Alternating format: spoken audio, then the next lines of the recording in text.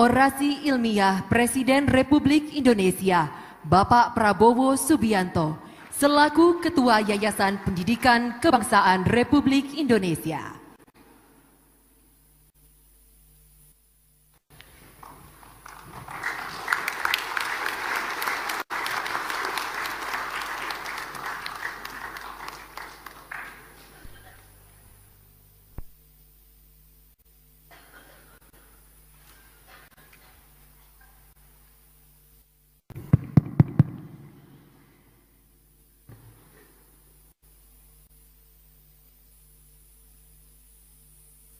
Bismillahirrahmanirrahim. Assalamualaikum warahmatullahi wabarakatuh. Selamat pagi. Salam sejahtera bagi kita sekalian.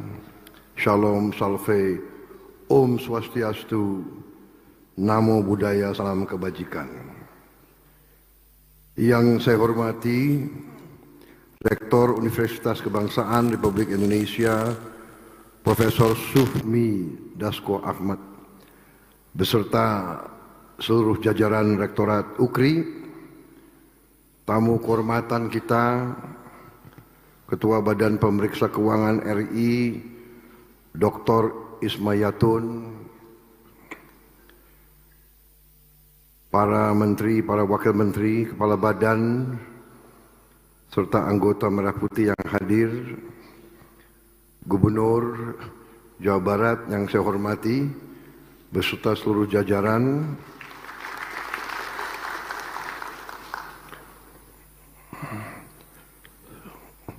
saudara sekalian, Ketua Senat UKRI, Profesor Sudrajat Jiwandono, anggota Dewan Wali Amanah, Ibu Bianti Ningsih Jiwandono, Ibu Mariani Joyadikusumo,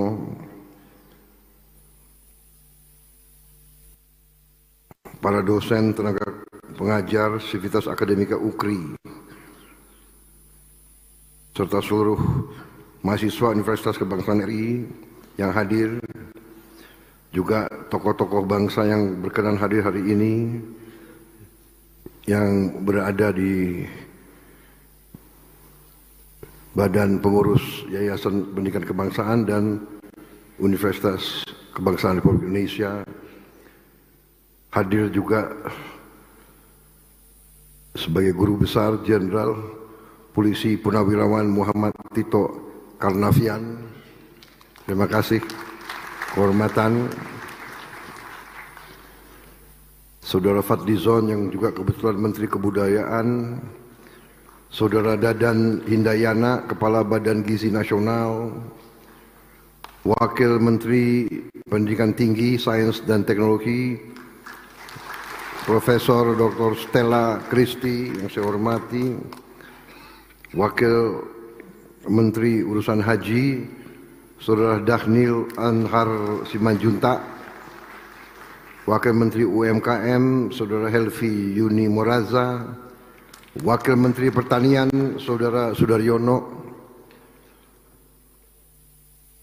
Menteri Sekretaris Negara, Saudara Prasetyo Hadi, yang juga Wakil Ketua BPH YPK RI, Direktur Eksekutif Institut Kajian Strategis UKRI, yang juga Menteri Luar Negeri, Saudara Sugiono.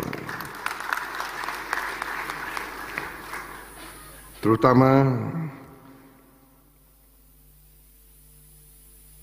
seluruh mahasiswa baru Universitas Kebangsaan RI, para wisudawan dan wisudawati hari ini yang lulus dan akan dikukuhkan sebagai sarjana, terutama para orang tua yang hadir pada siang hari ini.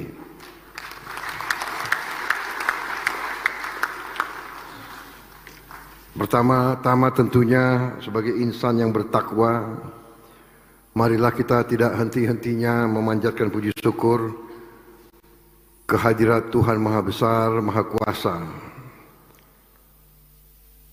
Bagi umat Islam, Allah Subhanahu wa Ta'ala,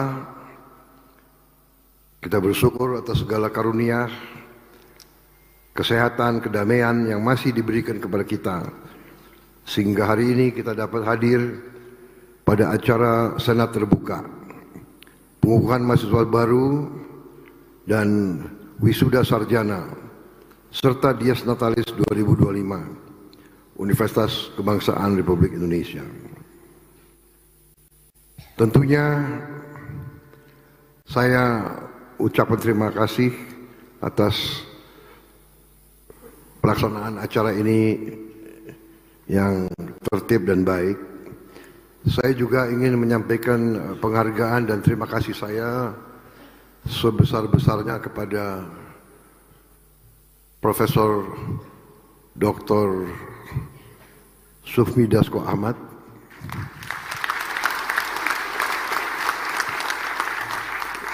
di mana di bawah kepemimpinan beliau perkembangan UKRI berjalan sangat pesat.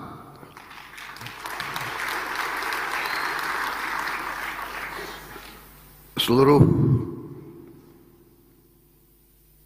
kegiatan manusia itu terdiri dari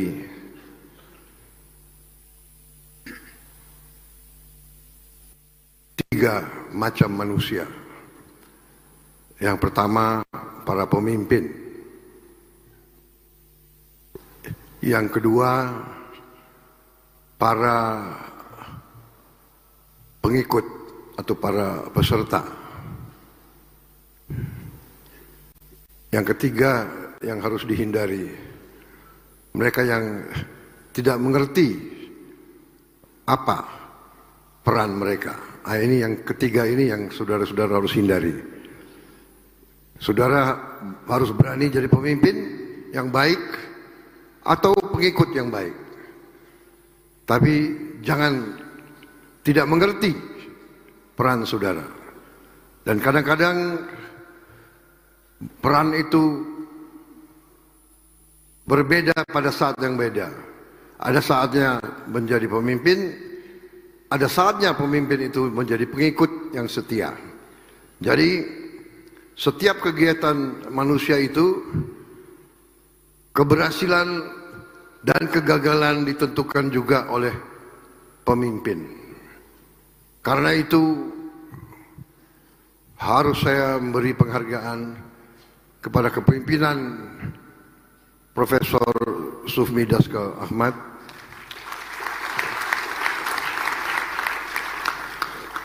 Beliau berhasil memimpin pengembangan universitas ini dengan baik. Saudara-saudara sekalian, kunci daripada kepemimpinan yang baik yang bisa mengatasi kesulitan-kesulitan masyarakat sebenarnya tidak terlalu susah. Sebenarnya yang saya lihat dan saya alami, yang utama adalah menggunakan akal sehat. Itu yang pertama. Kedua, bertindak atas perhitungan yang teliti. Ketiga, perhitungan yang teliti harus didasarkan atas kebenaran. Kalau ini ditaati, tinggal yang terakhir adalah kepribadian, akhlak. Pemimpin tadi mimpin dengan akal sehat, melakukan perhitungan yang cermat dan teliti. Ketiga, perhitungan di atas dasar kebenaran. Dan ketiga, kepribadian yang jujur, kepribadian yang tidak korupsi.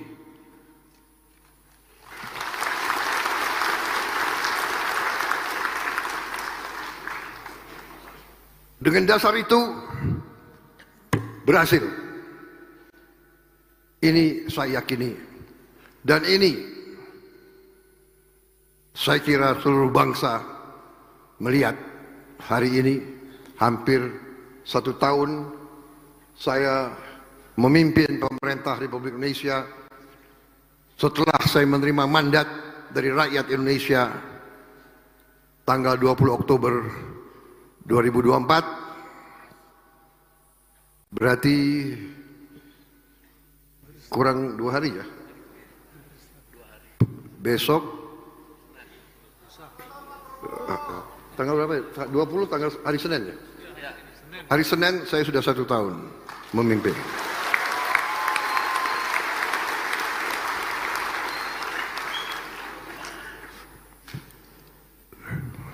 Dan saya kira saudara-saudara, saya bisa katakan saya berani berdiri di hadapan seluruh rakyat Indonesia dengan percaya diri, karena kita telah buktikan kepada seluruh bangsa dan seluruh dunia bahwa kita dapat menghasilkan apa yang kita janjikan kepada rakyat.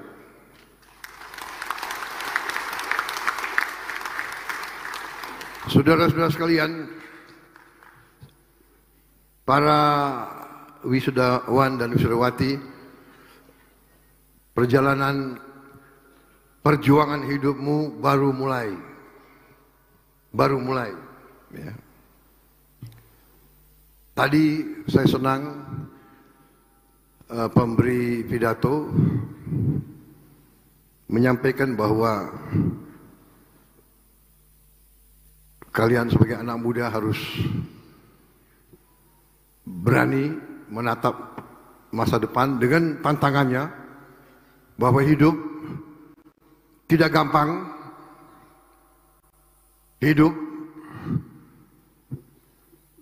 penuh perjuangan, penuh tantangan, penuh kesulitan.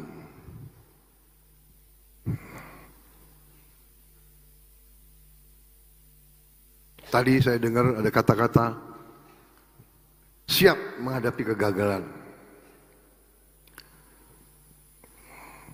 Kalau mau belajar bagaimana menghadapi kegagalan, saya kira perlu belajar dari Prabowo Subianto.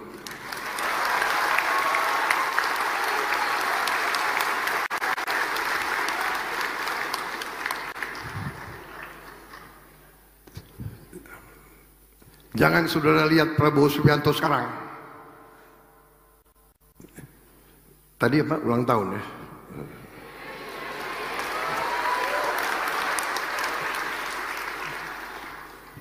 Jangan keras-keras.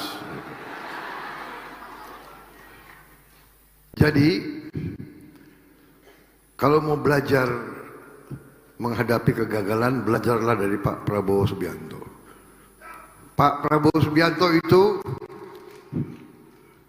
berkali-kali gagal, berkali-kali jatuh, tapi Prabowo Subianto selalu berdiri kembali.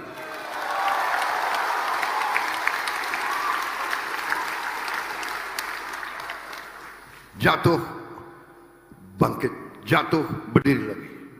Itu baru pejuang. Jatuh,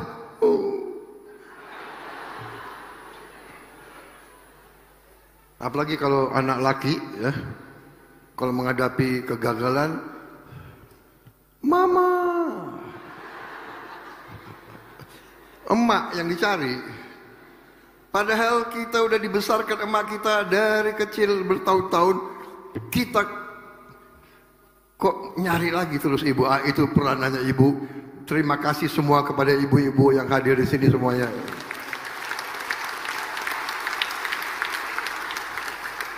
Bagaimana ajaran ustadz-ustadz kita? Surga berada di bawah telapak kaki ibu. Saya yakini itu. Karena ibu kita membesarkan kita tanpa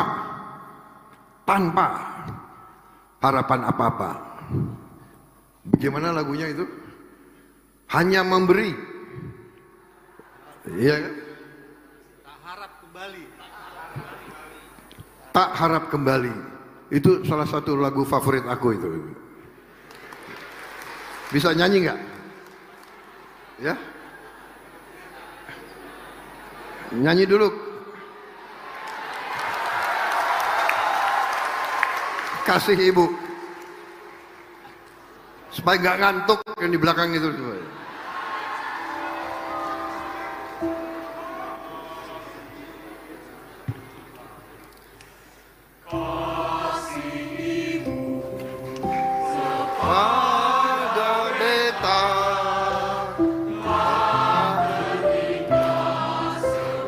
Yang masa beri tak harap kembali bagai sang surya menyinari dunia. Kasih kepada beta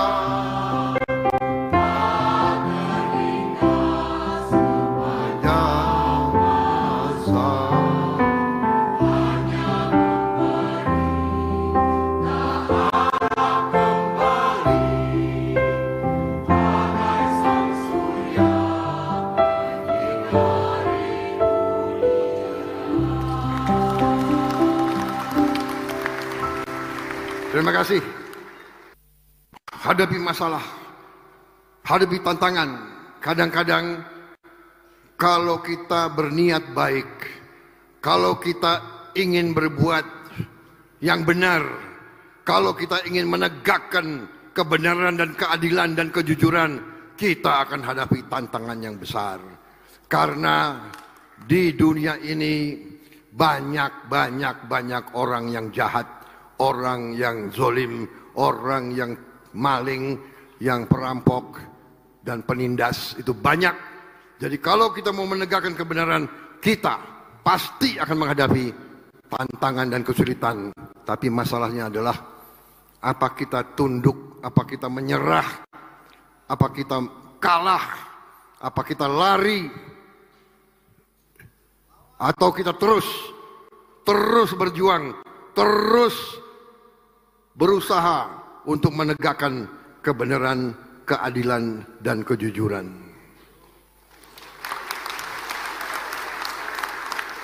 Saudara-saudara,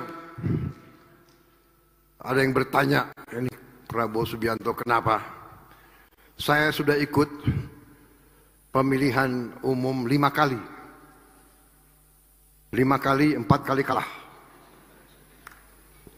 Yang terakhir baru diberi kemenangan oleh Yang Maha Kuasa.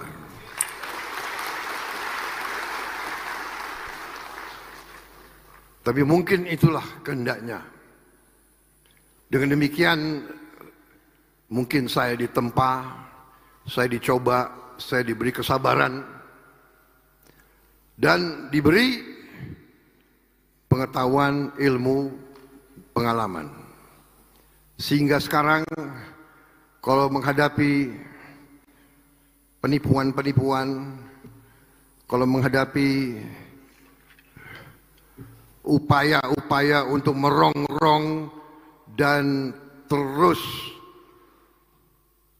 menghambat atau terus merusak bangsa Indonesia, saya cepat menangkap, saya cepat mencium, saya cepat bisa mengambil kesimpulan.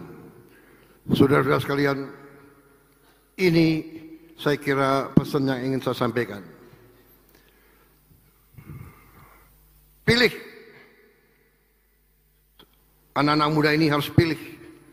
Pilih jalan yang mana yang kau pilih. Jalan kebenaran penuh kesulitan. Jalan menegakkan keadilan, jalan melawan angkara murka, melawan kezoliman, atau cari jalan yang enak, cari jalan yang bisa kaya sesingkat-singkatnya. Kaya dengan cepat tapi dengan cara menipu, cara korupsi, cara mencuri, cara bohong. Saudara-saudara, jadi saudara-saudara, saya berharap saudara akan memilih jalan yang benar, jalan menegakkan kebenaran, keadilan, dan kejujuran. Saudara-saudara, dengan demikian bangsa Indonesia kita akan bangkit dan akan kuat. Saya selalu suka dengan moto ini, belajar untuk berbakti, raih ilmu untuk bangsa. Ilmu bukan untuk dirimu sendiri. Ya. Belajar tidak boleh berhenti. Begitu saudara terima gelar, saudara sudah pinter. Tidak. Saudara terima gelar baru awal dari perjalanan yang jauh. Saya sampai sekarang masih mungkin 2, 3, 4 jam tiap hari saya belajar. Tiap hari. Boleh tanya ajudan saya, staf saya tidur jam berapa malam? 2 jam paling sedikit. Saya baca, dan sekarang ada alat yang luar biasa untuk anak-anak muda. Sekarang ada YouTube, ada internet. Ya. Zaman saya dulu enggak ada. Ada chat GPT. Enak sekali kalian ya. Tanya tanya Pak di Google. Dulu nggak ada, kita harus cari sendiri. Sekarang teknologi membantu manusia, tapi teknologi bisa menghancurkan manusia. Demokrasi kekeluargaan, ekonomi Indonesia adalah ekonomi kekeluargaan. Orang-orang yang menghasut, sungguh-sungguh mereka adalah di pihak yang salah. Mereka adalah penuh dengan ketidakbaikan. Kita tidak boleh menghasut. Kita harus bekerja sama. Seperti tim sepak bola, tidak mungkin satu tim bisa masukin gol kalau tidak kerjasama. Tidak mungkin. Bangsa tidak mungkin makmur kalau pimpinannya gontok-gontokan. Kalau pimpinannya karena ambisi ingin berkuasa, menjelek-jelekan, menghasut, menimbulkan ketakutan, menurunkan optimisme. Saya lihat sering podcast ya.